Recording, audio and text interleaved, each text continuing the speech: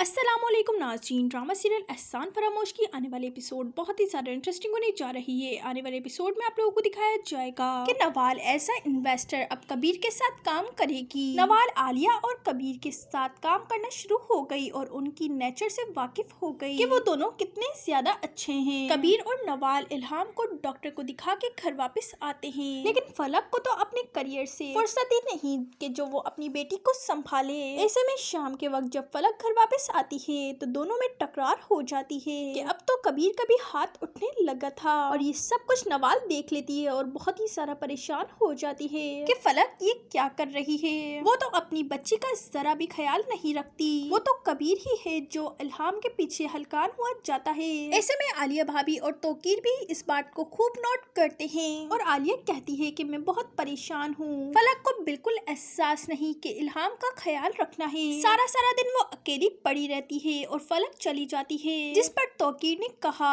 کہ میں بتا رہا ہوں کہ یہ گھر بسانے والی لڑکی نہیں ہے، ایسی عورتیں گھر نہیں بسایا کرتی۔ اچانک اوپر سے فلک بھی آ جاتی ہے اور یہ ساری باتیں فلک سن لیتی ہے تو توقیر پھر سے کہتا ہے کہ انسان سکون کے لیے شادی کرتا ہے، پر اسے سکون ہی میسر نہ ہو تو ایسی شادی کا کیا فائدہ، اور مجھے کبیر کو دیکھ کر بہت دکھ ہوتا ہے۔ اب تو فلک کو اور بھی زیادہ غصہ آ جاتا ہے۔ غصے سے فلک آگ ببولا ہو گئی اور بولی کہ سکون چاہیے نا تو چلی جائیں، یہاں سے نکل جائیں، ابھی اس گھر سے نکل جائیں تاکہ آپ کو سکون میسر ہو سکے۔ یہاں توقیر اور عالیہ تو دیکھتے ہی رہے، لیکن جیسے ہی فلک نے ہاتھ کے اشارے سے باہر کا اشارہ کیا تو سامنے ہی کبیر کھڑا تھا، جسے دیکھ کر تو فلک کے ہوش ہی اڑ گئے۔ کبیر کو کچھ صفائی میں کہنے لگی، لیکن کبیر نے کچھ سنا ہی نہیں تو فلک خود ہی غصے میں آگ ببولا ہو کر اپنے میکے چلی جاتی ہے اور کہتی ہے کہ میں اب یہاں کبھی نہیں آؤں گی، اور اپنی ماں کو وہاں جا کر بتانے لگی کہ کبیر نے مجھ پر ہاتھ اٹھایا تھا۔ عالیہ بھابی اور توقیر بھائی بھی اب مجھے وہاں نہیں رکھنا چاہتے، اب میں وہاں کبھی بھی نہیں جاؤں گی۔ ماں تو تڑپ ہی جاتی ہے اور کہتی ہے کہ کبیر نے تم پر ہاتھ کیوں اٹھایا، میں اس کے ہاتھ نہ توڑ دوں گی۔ نوال بھی فلک کی ساری باتیں سن رہی ہوتی ہے اور کہتی ہے کہ فلک جھوٹ بول رہی ہے، ایسا کچھ بھی نہیں ہوا تھا، فلک تو الہام کو سنبھالتی ہی نہیں ہے، صرف اور صرف اپنے کریئر کے پیچھے پڑی ہے۔ جب کبیر نہیں چاہتا کہ یہ باہر کام کرے تو یہ کیوں کرتی ہے باہر کام۔ اب تو فلک کو اور بھی زیادہ غصہ آیا اور کہتی ہے کہ ہاں میں ہی غلط ہوں، ہر کوئی مجھے ہی غلط کہتا ہے کہ میں آئندہ یہاں نہیں آؤں گی۔ فلک جانے لگتی ہے تو ماں آگے سے روکنے لگتی ہے، لیکن